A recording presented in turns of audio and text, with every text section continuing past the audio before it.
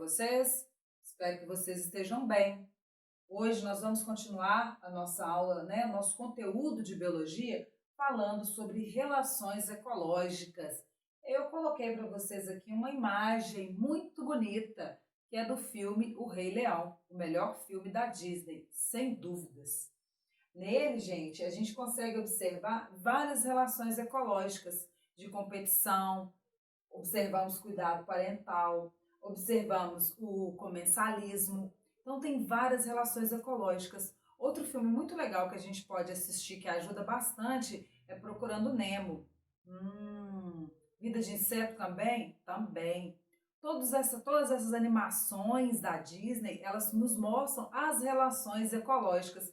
Algumas vezes essas relações não são tão reais, não são tão fidedignas, mas são inspiradas naquilo que realmente acontece entre os seres vivos. Nós temos, por exemplo, essa imagem que me faz lembrar de Finding Nemo, Procurando Nemo. Olha lá, quem é esse? O peixe-palhaço. E aqui nós temos uma anêmona. O peixe-palhaço, ele estabelece uma relação ecológica com a anêmona, assim como a abelha estabelece uma relação ecológica com as plantas que ela poliniza. Então, a partir de agora, nós vamos estudar as relações que são estabelecidas entre os seres vivos e entre os seres vivos e o meio ambiente, tá ok? Tá ok, professora? Muito bonita essa imagem, não é? Olha o peixinho olhando para você. Depois dá um zoom na tela e chega mais perto, assim que você vai ver ele olhando para você, assim, encantado com a sua beleza.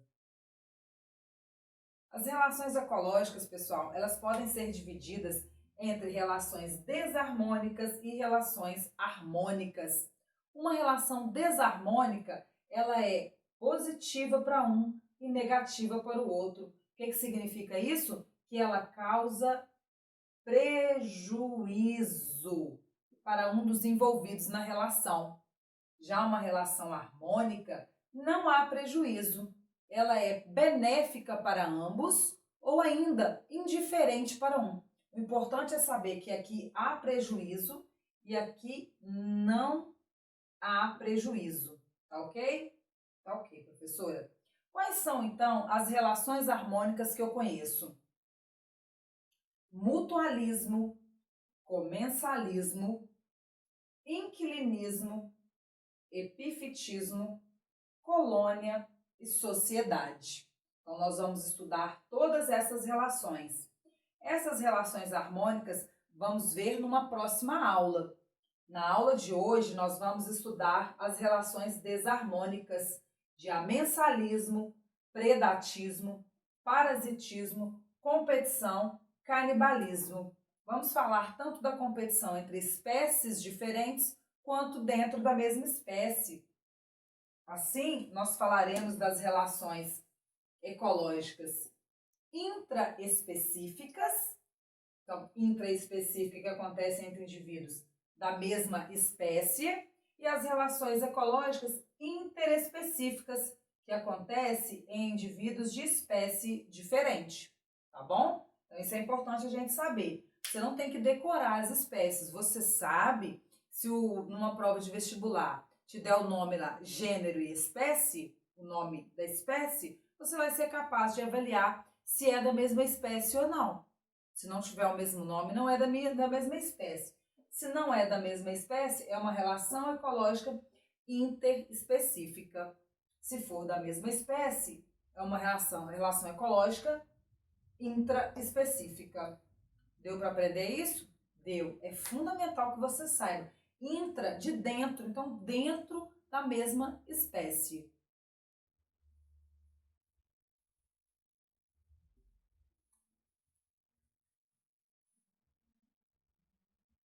Então, eu fiz esse esqueminha para você, ó. As relações ecológicas podem ser intraespecíficas, harmônicas ou desarmônicas. Interespecíficas, harmônicas ou desarmônicas. Pode ser assim, professora? Pode, porque eu estou falando dos indivíduos, tá ok? Tá ok. A primeira relação ecológica que nós vamos ver agora é a relação de amensalismo.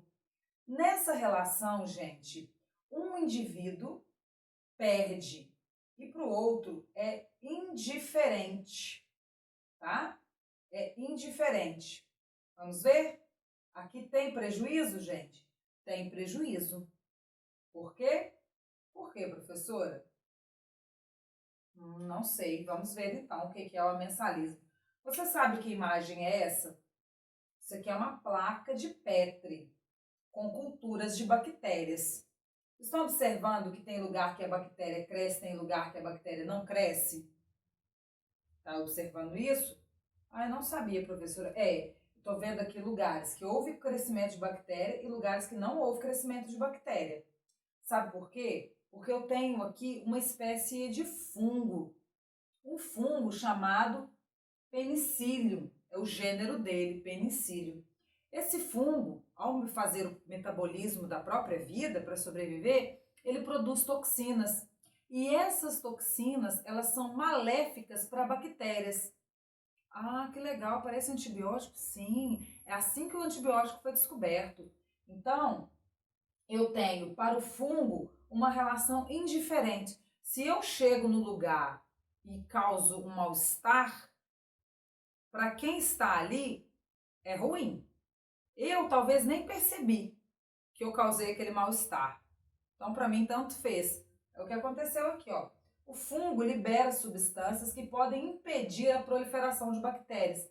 Então, ao fazer isso, ele mata a bactéria. Então, é negativo para a bactéria. É positivo para o fungo? É negativo para o fungo? Não.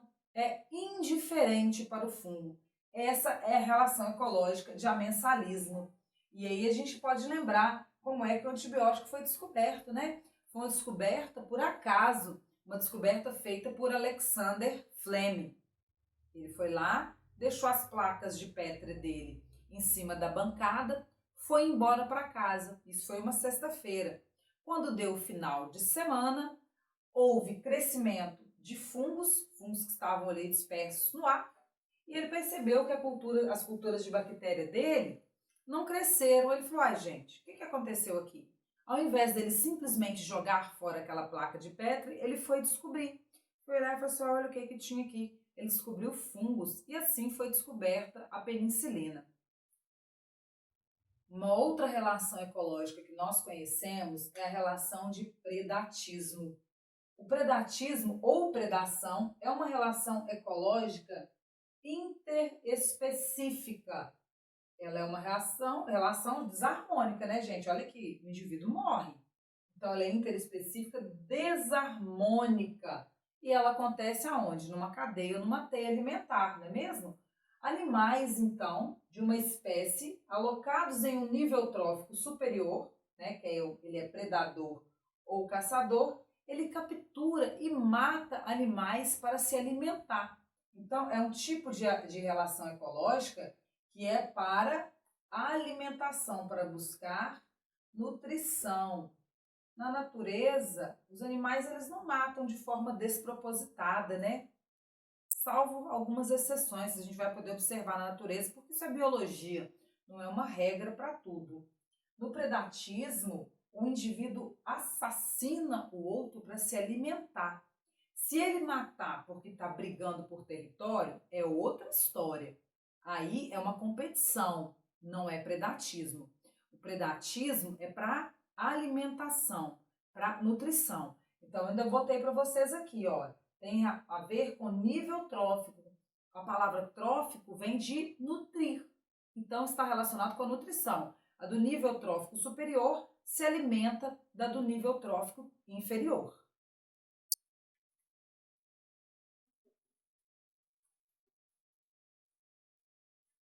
O texto que eu deixo, gente, depois você pode voltar dando um pause para ler, né? Se não conseguir ler enquanto eu falo.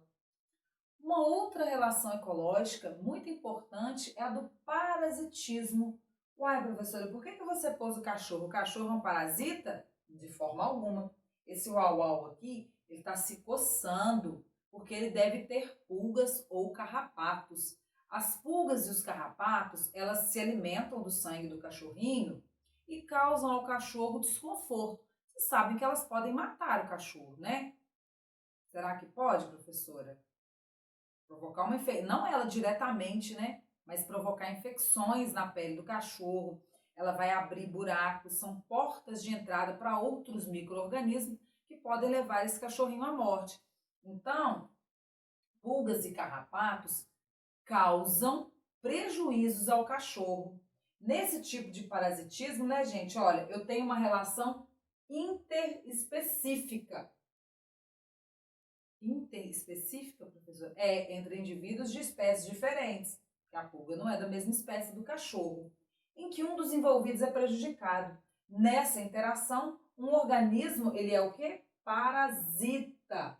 E o outro é o hospedeiro, tá? Então, eu tenho parasita e um hospedeiro. O parasita, ele parasita o seu hospedeiro. É o que está acontecendo com a gente agora, com esse vírus. Só que isso é uma relação ecológica, professora, de parasitismo? Será? Pensa aí. Os vírus são seres vivos? Então, quando a gente fala dessas relações ecológicas, nós estamos falando de relações entre seres vivos, né? Isso é importante você pensar de forma crítica. Os vírus não são seres vivos. Então, se o autor da sua questão, por exemplo, no Enem, falar com você sobre relação ecológica, apenas se ele quiser considerar o vírus como ser vivo. Porque isso aí existe uma discussão no meio científico, né? Nós temos ainda, para poder classificar o parasitismo, um ectoparasita e um endoparasita. O ectoparasita é aquele que parasita a superfície externa do corpo do cachorro, por exemplo. É um ectoparasita, ele está do lado de fora. O piolho, isso aqui é um piolho. Vocês já estouraram um piolho, gente, com a unha assim, ó? Dá tudo nervosinho e sai um tanto de sangue. Vocês já tiveram piolho? Isso, professor, é claro que não, que nojo. Eu já tive muito piolho, gente. Tirava assim, ó, na escola. Lembra, eu estava no terceiro período. Ai, professora, que nojo. Gente, isso é muito comum, viu? Aí, hoje em dia, a situação, eu não sei como está com criança, mas se uma criança chegar contaminada com piolho numa sala de aula, é bem provável que ela passe para as outras. E foi o que aconteceu comigo. Eu peguei na escola, tive piolho, e aí minha mãe usou um produto para poder matar o piolho, e aí eu nunca mais tive piolho. Todas as mães da escola tiveram que passar produto na cabeça dos filhos, passar pente fino, porque isso aqui é uma praga. Um pula pro outro assim, ó, num minuto. É um ectoparasita. E o endoparasita, por exemplo, eu tenho a teníase. Teníase eu nunca tive, né? Teníase é o da Taenia saginata, da Taenia sólio. Aquele parasita que pode chegar a contaminar o seu sistema nervoso. Lembra dele? Tênia sólio e tênia saginata, a tênia do porco e a tênia do boi, não fica dentro do seu organismo? Assim como a lombrida, o Ascaris lumbricoides, eles também ficam dentro do seu tubo digestório. Se fica dentro do seu corpo, ele é um endoparasita.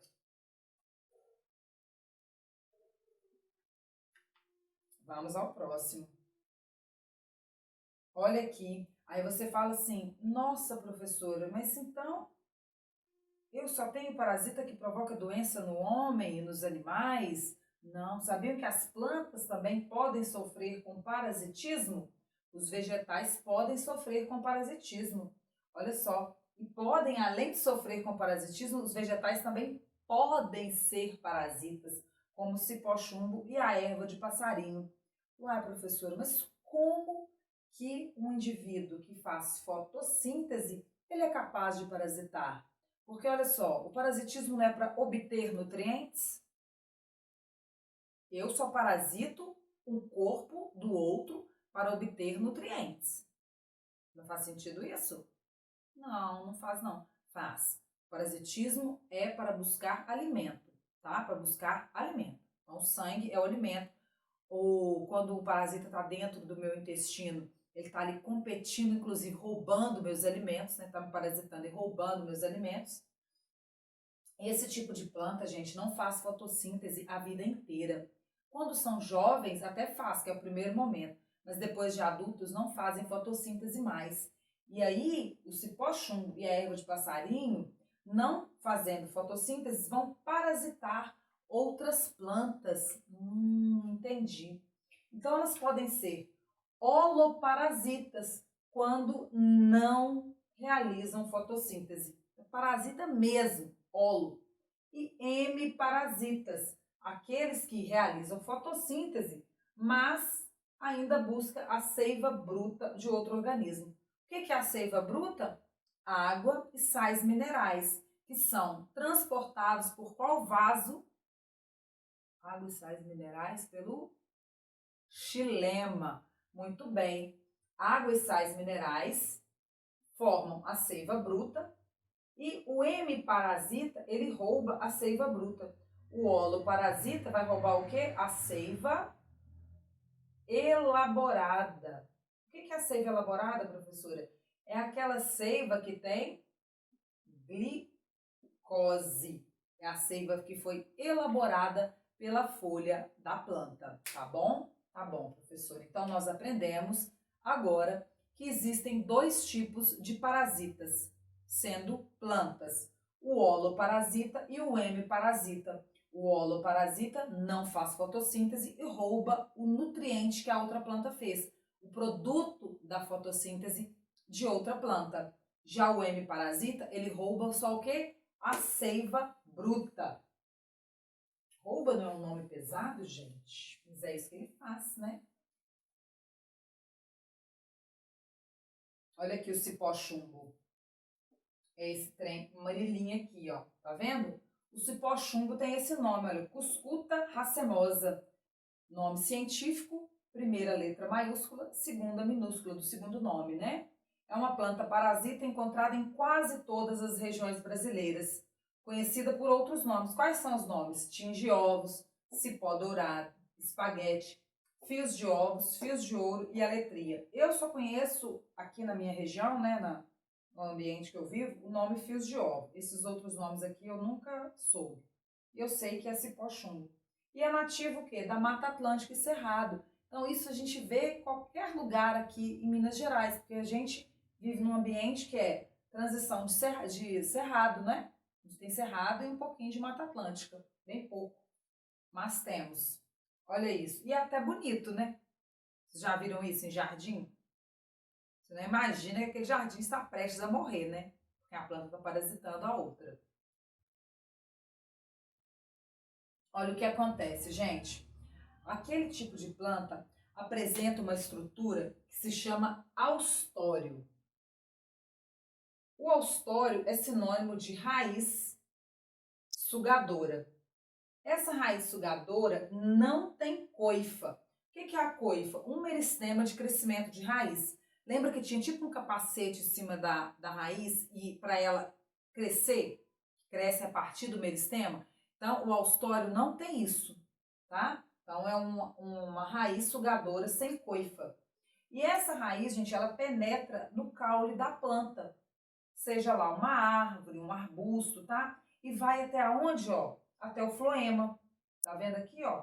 Tá falando que isso aqui é xilema e floema. O austório, então, ó, vai lá. Olha aqui, o caule. O austório, ele entra, ele perfura. Olha aqui, mostrando.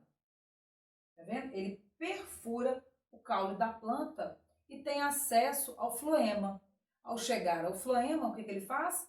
Rouba a matéria orgânica da planta.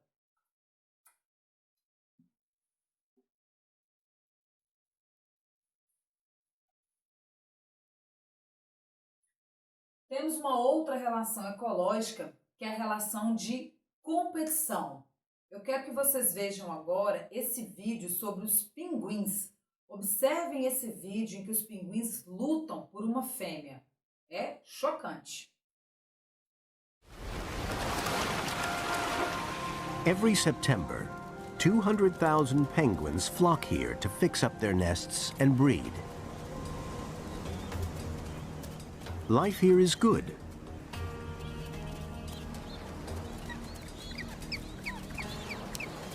But this husband has come home to find his wife with another penguin. He flips out. His strategy is simple: batter the homewrecker until he flees. Most birds have hollow bones in their wings to make them lighter for flight. But penguins don't fly. Their flippers contain solid bone. They use them like baseball bats to club each other, delivering up to 8 blows a second. Thick blubber helps protect vital organs from the pummeling.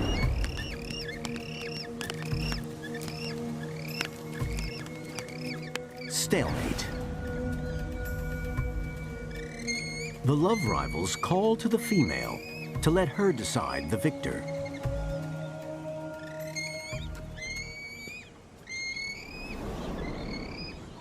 She chooses the homewrecker.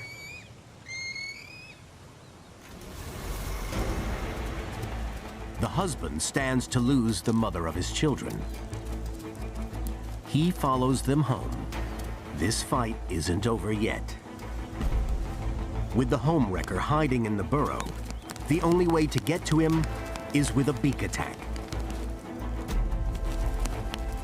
Penguins usually use their beaks to gouge their burrows. Now, they are gouging out eyes.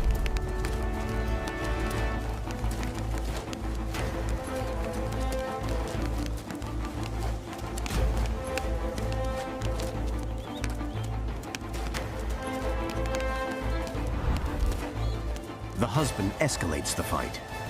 He stands to lose more than his partner. An injured penguin is a prime target for hungry birds of prey.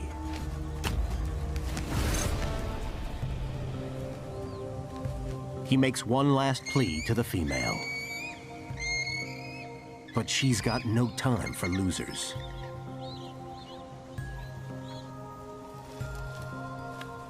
Defeated and humiliated, he's left out in the cold.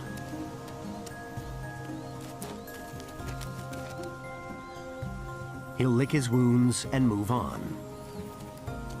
In a colony of nearly 250,000, there are plenty more fish in the sea.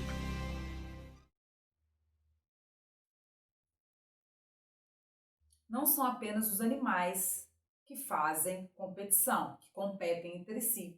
Eu posso ter plantas competindo por luminosidade ou ainda, olha aqui, ó, plantas competindo com outras plantas. Isso aqui é uma plantação de milho e eu tenho aqui ervas daninhas. Capim, planta que não deveria estar ali. Se eu tenho uma plantação de milho e um monte de erva daninha, essas ervas daninhas vão competir com a minha plantação de milho. Competir pelo quê, professora? Por nutrientes do solo e vai comprometer a qualidade do milho que está sendo plantado. Então, esse conhecimento aqui, ele é muito importante para os produtores rurais, né? Ele precisa saber isso. E aí você tem os engenheiros agrônomos que estudam essa questão da competição por nutrientes que estão no solo entre espécies diferentes, como as ervas daninhas e o milho, tá bom? Tá bom, professor. E uma outra relação ecológica, que é a de canibalismo. Também é uma relação desarmônica em que o indivíduo mata o outro da mesma espécie para se alimentar. Olha só, da mesma espécie, professora? É. E aí a gente viu, né? Louva a Deus, os filhotes de tubarão, aracnídeos. Eu mostrei para vocês um vídeo, não mostrei? De filhotes de tubarão. Lembra ano passado? Eu mostrava, quando a gente estava estudando os animais.